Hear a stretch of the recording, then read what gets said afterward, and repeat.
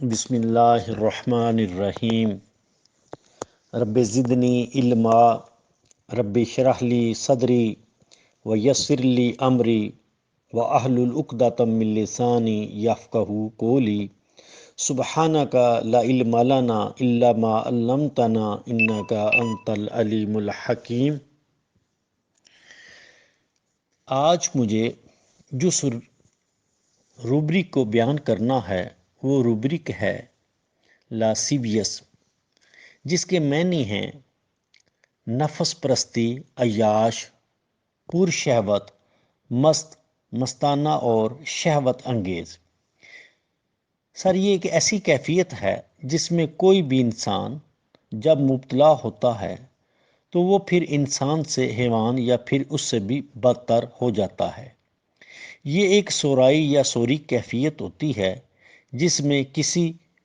بھی مرد یا عورت کو ہر وقت جنسی خیالات آتے رہتے ہیں،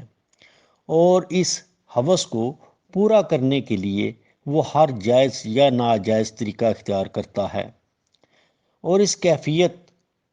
کو ہماری نئی نسل میں ٹی وی، سینما اور رہتی کثر اس موبائل نے پوری کر دی ہے۔ یہی وجہ ہے کہ ہماری نوجوان نسل اس سوچ میں بہت حد تک ڈوب چکی ہے، حتیٰ کہ رات کے خواب بھی اسی کیفیت کے ہوتے ہیں۔ ہم میں سے اکثر لوگ جانتے ہیں کہ ہمارے معاشرے میں وہ بڑی عمر کی عورتیں یا وہ مرد جو اس کیفیت کے خیالات رکھنے والے ہوتے ہیں اور وہ ذو معنی الفاظ میں گفتگو کرتے ہیں، تو اکثر دیکھا گیا ہے کہ ایسی خیالات اور گفتگو کرنے والی بڑی عورتوں کے پاس نوجوان لڑکیوں کا ہمیشہ جم گھٹا لگا رہتا ہے، جن کی وہ لچھے دار اور لطیفے دار گفتگو کو وہ سن کر انجوائے کرتی ہیں، اور یہی حال لڑکوں کا بھی ہے۔ اس روبرک کے لیے جو بڑی ادویات استعمال میں لائی جا سکتی ہیں ان میں ہے لیکسز، لینیم ٹیگرینم، اوریگانم، ایسڈ پکرک، پلاٹینا، فاسفورس، کینتھرس اور کونیم۔ کراس ریفرنس میں ہے امیٹیونس، جس کا معنی ہے عاشق مزاجی یا عشق، ایموروس شیدائی یا فریفتہ، ڈلیریم ایروٹک استادگی کا ہذیان، ڈلیریم نیکڈ ننگا یا برہنہ یا کپڑے اتارنے کا ہذیان، فینسیز لاسیویس شہوت پرستی کا شوقین، ہسٹیریا لاسیویس جنسی جنون یا شہوت کی وجہ سے بے ہوش ہو جانا، انڈیفرنس ایکسپوزر بے پرواہی یا لاپرواہی میں جسم کا کوئی حصہ کھلا ہوا رہ جانا، انسینٹی ایروٹک استادگی کی وجہ سے پاگل پن، انسینٹی لاسیویس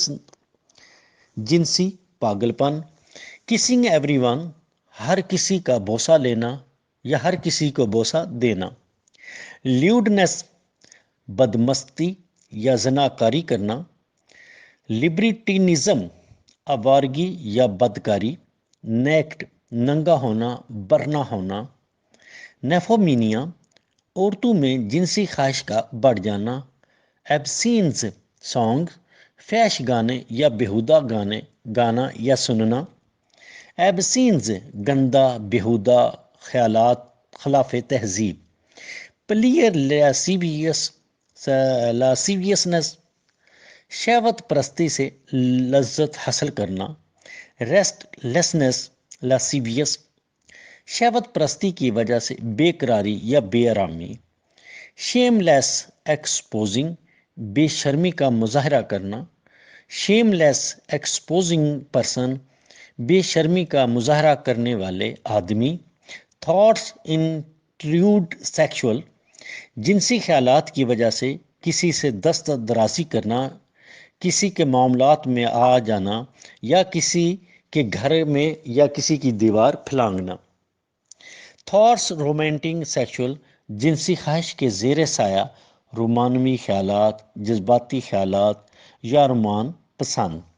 سر، اس روبرک کے اندر مجھے جو دو ادویات بیان کرنا ہے ان میں پہلے نمبر پر ہے کونیم۔ کسی بھی انسان کا لمبے عرصے تک اپنی خواہش نفسانی کو دبائے رکھنے سے جو تکالیف پیدا ہوتی ہیں وہ اس دوائی کے زیر اثر آتی ہیں۔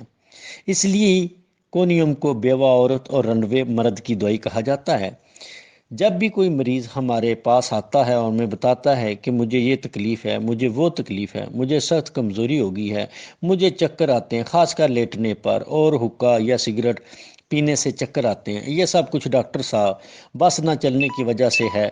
تو ڈاکٹر صاحب سمجھ جاتا ہے کہ مخاطب جناب کافی عرصہ سے جنسی خواہش کو دبائے رکھنے اور ڈربلنگ کی وجہ سے پریشان ہے، تو دوائی ہوگی کونیم۔